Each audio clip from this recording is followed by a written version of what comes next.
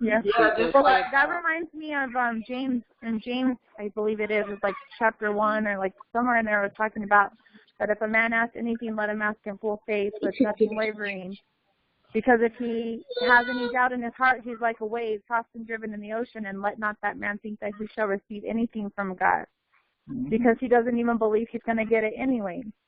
So this is what he was saying. And like what you were saying about how we live our lives, that reminds me and my 13-year-old were having a discussion because he was talking about like his life choices, and you know, and we talk about like the things that he wants to be when he grows up. And he had asked me, oh, well, what if I become a rapper? Would you support me if I become a rapper? Because you say you'll support anything that I do. And I was like, you know, trying to tell him like, well, like I also tell him, you should do anything you want to do, but you need to make sure what you choose to do is what God wants you to do.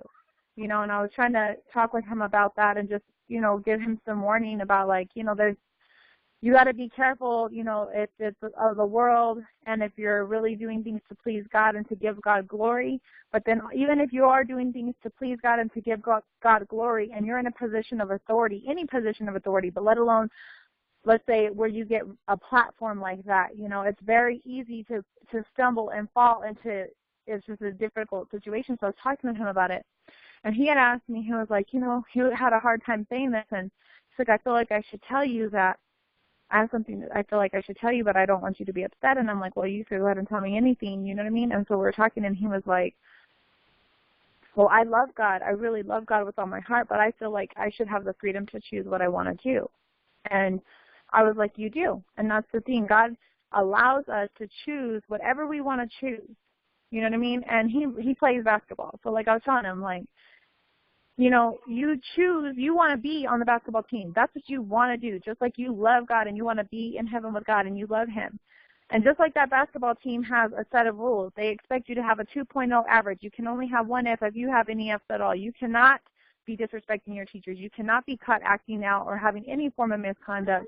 You need to make sure you're at school. You can't be absent, you know, the day before and after. You have all these expectations and standards, whether you're wearing that jersey on the court, whether you're at practice, and even when you're off the court, because you now represent them. And if you break those rules, then it is understood that you will no longer be on that team.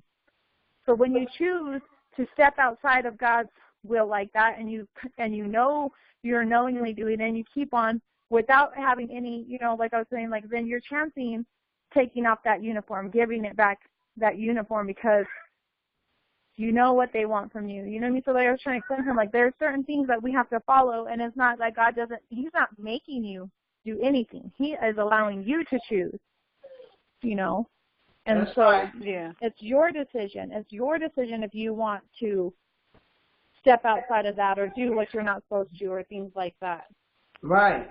Excellent. Thank you for sharing that, Davina.